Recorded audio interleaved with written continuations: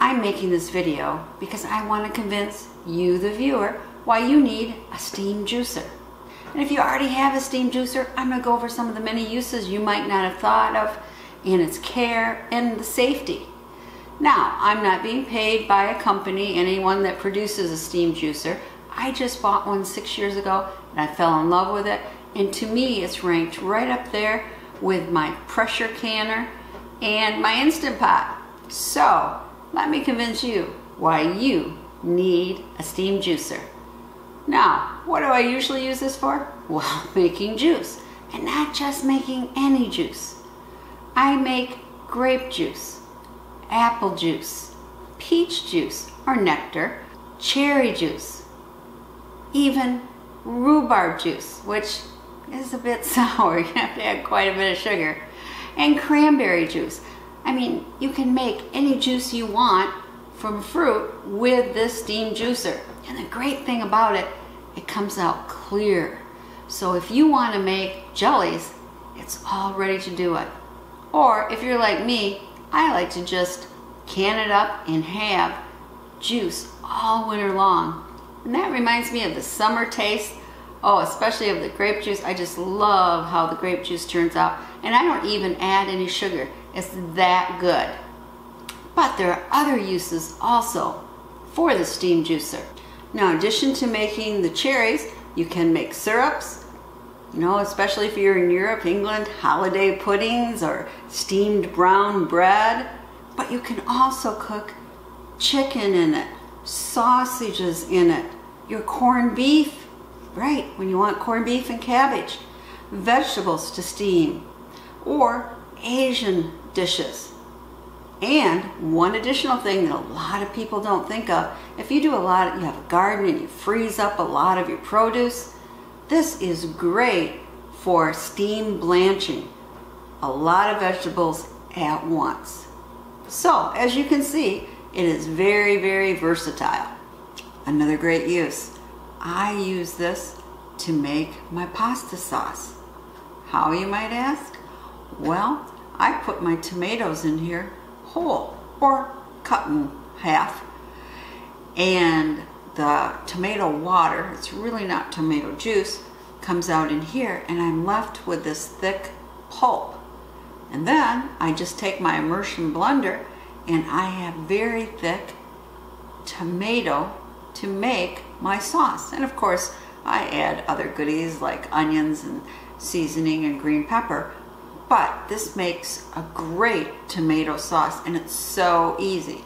And to me, a lot of nutrition is in the skin, and so you still have it making it this way and using your immersion blender. So that is also a great reason to have a steam juicer. It's so much easier than putting it through, I forget what it's called, but I have one where you have to put the tomatoes in and it goes through this kind of sieve, and it does separate the skin and the seeds, so you get the pulp, but it ends up to be a mess on your counter. And really, I think this tastes fantastic. The steam juicer is different than a mechanical juicer, and there are advantages and disadvantages to both. One of the advantages to a steam juicer is you can do a large quantity at a time. I believe my top fits 11 quarts. You know, there's very little prep.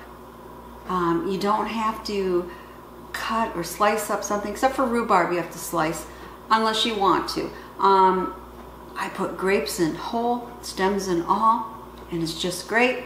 And you can, like let's say you have peaches or apples, you could cut them in half or slice them because they will go a bit faster. But you don't even have to core them. And like I said, the steam does an excellent job of extracting all the juice, and it's in a very clear format. So the mechanical juicers, usually putting in one fruit at a time, and the purpose is to really have your fruit raw. And of course, if you're steam juicing, it is heating. I mean, it is boiling when you're removing it from your steam juicer. So if you are a person who likes raw juices, then this is not for you. Also, if you like to have a lot of fiber in your juice, again, this is probably not the best solution. So I guess that mechanical juicer is more nutritious, but I really don't like pulp in my juice, so I prefer this method. Now, there are more than one producers of steam juicers. The most famous one is from Finland, and I probably will mispronounce this. It is Mehuelisa.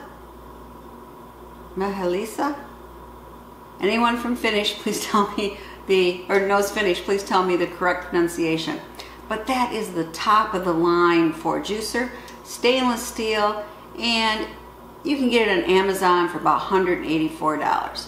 Now, I have a stainless steel one too. I got it on Amazon and it was a little under $84, and it is called the Cook and Home NC juicer. And it's met all my needs wonderfully. So if you have the money, you might want to get the finished model, but if you don't, this works just great. Now, there is another model out there I noticed when I was doing some research, and it is called the Cuisine Stovetop steam juicer, and it only has 8 quarts, so it's a little bit smaller. But the neat thing about it, you look at it, it has a spigot on it that you actually can turn off and on, as opposed to a tube that comes out. So that's kind of a neat idea. Now, I do want to talk about some safety. Be very careful when you are juicing. I advise not having children or pets around at that time, because juice comes out of this tube and it is boiling hot. It would burn you immediately. So you want to make sure little ones aren't around that could knock the container and accidentally get burns from this very hot juice. And just like a pressure canner, you should not leave it unattended when in use. Be in the kitchen while you're using this. And of course, when you're picking up parts of this, it's hot. Make sure you wear protective gloves so you don't get a burn from the outside of the container. And something we're going to go into again and again is, I'll go through the parts in a minute, but the bottom container, never let it boil dry. Ever. If so, you will ruin your steam juicer. And when removing your lid, always remove it away from you. So again, when the steam escapes, it doesn't hit you right in the face. So let's go through the parts. You have a lid. Your top is what I call a colander. See? This is where your fruit, your produce, or your meat, shellfish, whatever you're doing goes. The middle is what I call the funnel more, but this is where the juice actually goes. But you can see you have right there for the steam, and then you have this tube and with a little clamp on the end of it, and this is where the juice comes out. And on the very bottom, you have just a regular looking pan, and this is where your water goes in. And your lid will fit on that pan, and you can use it as a stock pot. So this is called the hose. It has a metal tip on it, and this hose is replaceable, and I suggest you get some extra ones. And on this right here, see, this is a spring clamp, and when you don't want the juice to come out, you put this down and you clamp it just like that. That will prevent the juice from coming out. So how does the steam juicer work? Well, that middle part, that funnel I talked about, that opening allows the steam to rise up through the center from the boiling water below, and it heats whatever you have in that top colander. And basically, it breaks down the cells, and the juice drains in to that middle layer. And that middle layer usually holds 4 quarts of juice at a time. I don't usually let it get that high because I'm draining it as we go. It's really easy to use. You should wash whatever you're using, your fruit or produce, and let it drain, because you don't want to have extra water on it, which will dilute your juice. And like I said before, pitted fruit can remain whole, or you can slice it, whatever you prefer. And I did 50 pounds of grapes this weekend, and I left them with their stems on. It does not affect the taste of the juice at all, as you'll see in some sites. It's really easy to do that. Who wants to remove every grape? The one exception is rhubarb. You really want to cube that up so it maximizes the amount of juice you get. And then you fill up this bottom part with water, and you might want to get it to boiling first before you put your top on.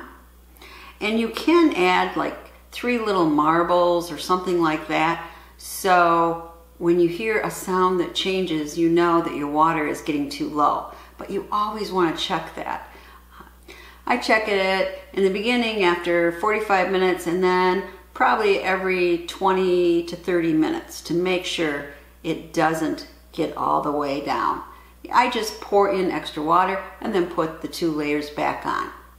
So for something like grapes, you wait about an hour, and then it starts coming out your tube, and I fill up all of my canning jars. It's really, really easy.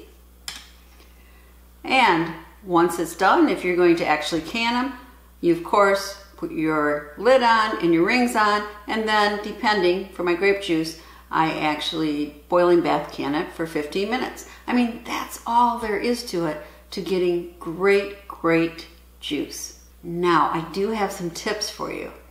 You know, let's say you've got some of your fruit in here, it's getting all the way compacted. So you want to push it down to get as much juice out as you can. Don't do that, because if you do, it will encourage sediment and pulp to go down to that layer, come out here, and then you no longer have clear liquid. Now, as you're going, as the fruit or whatever's in here gets deflated, so to speak, you can add fresh, and you can keep on doing that. However, my other tip is don't take this top off too often, because that encourages condensation, and again, that can dilute your juice. And of course, I already gave you the tip about not letting that bottom run dry. You can put some marbles in the water if you want, or just be very, very attentive and make sure there's always water in that bottom. You don't want to ruin that pan. So, how do you take care of, especially a stainless steel one? Because I should mention there are enamel juicers out there too. You know, when you first get one, you should thoroughly wash it, because it could have a little greasy residue on it, and then clean it well. But if you're like me and you have hard well water, that bottom pan is going to get a bit cloudy. If you have hard water like me, your pan can get a bit dingy. So I put some vinegar in it.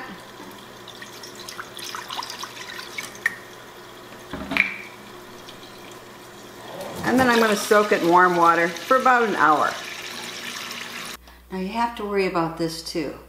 First, I run slightly soapy water through it, and then really hot water through it for a couple minutes to make sure I've really cleaned it out, and then let it dry thoroughly before you put this away. Now, what they say is you really should remove the tubing here, because if you leave it, you know, in a certain position, it can eventually crack. I have to admit, I keep this tube on at all times, but I do have some spares just in case, including spare clamps. Well, I hope I piqued your interest and you're thinking about, maybe I should get a steam juicer. I have a whole playlist on ways that I have used my steam juicer, and I will be adding to that. I'm going to make my first jelly this fall from actually my grape juice, and show how easy that is. You don't have to strain everything through a cheesecloth.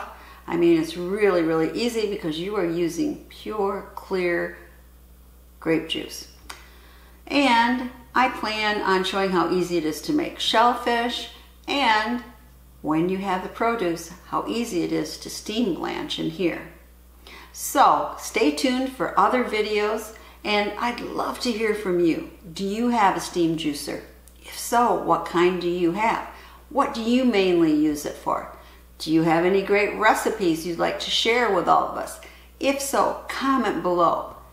This is Potpourri saying, here's one of my appliances that is mandatory in my kitchen. As always, thank you so much for listening and viewing. Thumbs up if you like this video, and if you want to receive more videos, just hit on that little bell below. As always, please subscribe and share the knowledge.